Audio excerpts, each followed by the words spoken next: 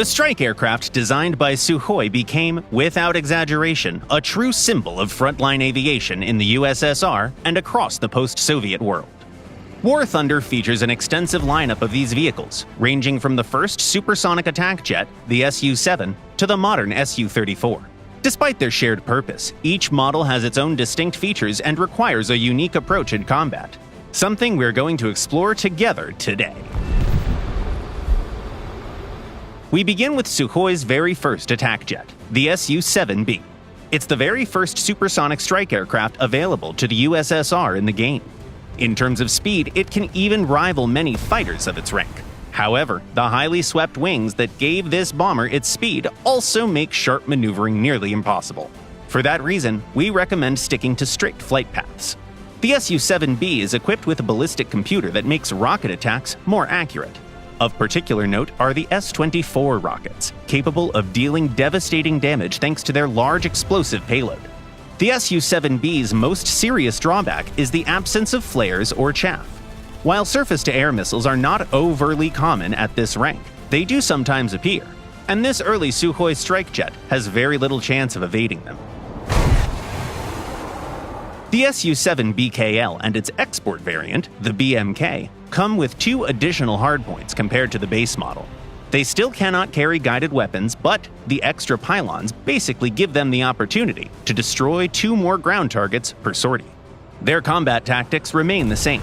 Make a fast diving run, drop your payload, and withdraw immediately. Next on the list is the Su-17 M2. Its most striking feature is the variable sweep wing, which improves handling at low speeds without sacrificing maximum performance. This attack aircraft can also carry a much heavier payload, up to 4 tons of bombs and rockets. More importantly, it introduces precision strike capability with guided air-to-surface missiles, such as the Kha-23, Kha-25, or Kha-29. These allow you to attack from altitude without lingering in enemy air defense zones. The Su-17 M2 also gains air-to-air missiles for self-defense, but it still lacks flares and chaff, so it's still not a good idea to be caught in the sights of a hostile fighter jet.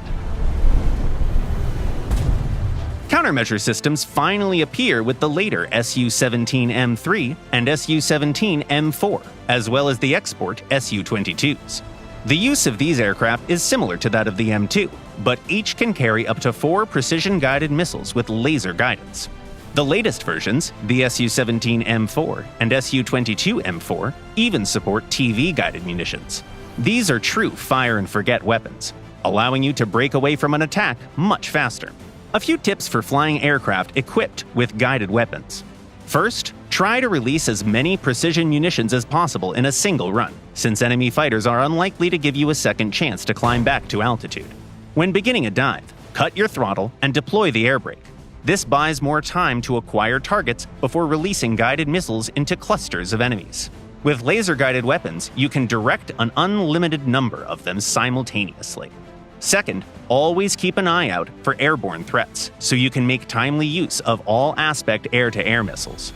All later Su-17 and Su-22 variants carry them, while the modest maneuverability of these jets prevents them from holding their own in a turn fight. These missiles can buy you some precious time.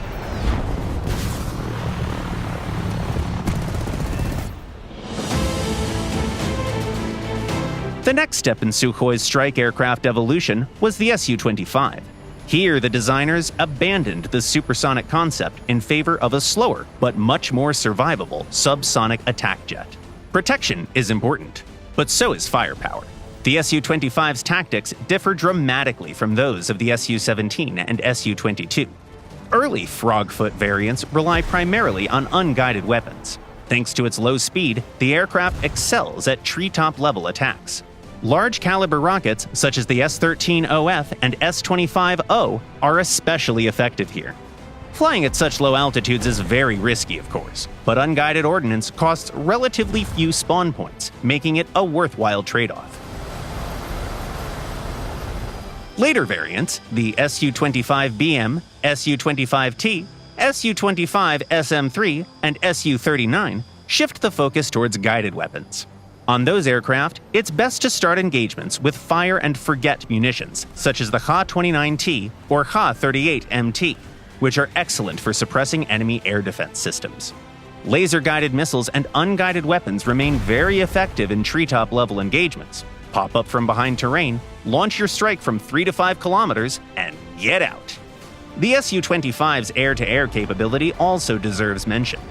The base model can carry R-60M missiles, while later versions gain access to the R-73 with thrust vectoring capability. Combined with excellent low-speed handling, these make the Frogfoot surprisingly dangerous even against fighters. On the Su-25T and Su-39, survivability in air combat is further enhanced by an electro-optical countermeasure system, which disrupts infrared missile tracking in the rear hemisphere. Another iconic aircraft is the Su-24 tactical bomber. It boasts high speed and can carry up to 3 fire-and-forget missiles, enabling a devastating single strike on enemy formations. Keep in mind that Ha-29T missiles can be complemented with laser-guided Ha-25ML missiles or TV-guided bombs. The pinnacle of Sukhoi's strike aviation development is the Su-34. Even faster and more maneuverable than the Su-24, it can employ the full range of weaponry against both air and ground targets. Its equipment and flight characteristics allow strikes from maximum distances, with the aircraft staying safe beyond the reach of enemy air defense. Notably, it is the only aircraft in the game capable of carrying a 3-ton satellite-guided bomb. So, what tactics do you prefer when flying Sukhoi attack jets? Share your thoughts in the comments down below.